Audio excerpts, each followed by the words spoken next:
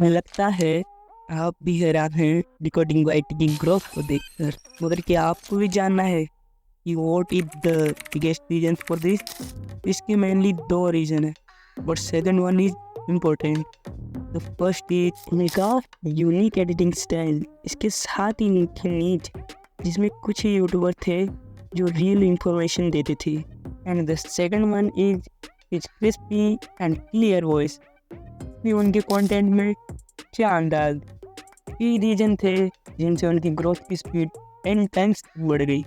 रुको रुको, अभी वीडियो पूरी नहीं हुई, अभी करंट टॉपिक तो बाकी ही है। डिकोडिंग वाइटी के चैनल पर अगर मैं जाऊँ तो एक कॉमन थिंग जरूर मिलेगी, जो कि है डिमांडिंग टॉपिक। इस टाइम पर हर क्रिएटर यूट्यूब से पैसा बनाना चाहता है, मगर कुछ क्रिएटर ऐसी वीडियो बनाते हैं जिन्हें उनका खुद का इंटरेस्ट होता है, मगर ज़रूरी तो नहीं कि जो उसे उन्हें पसंद है वही व्यूअर को भी पसंद आए। वीडियो ऐसी होनी चाहिए जो सब्सक्राइबर पे चाहिए, ना कि ऐसी जो आपको चाहिए। और हाँ, वीडियो के साथ साथ उसका थंबनेल भी बहुत मैटर करता है।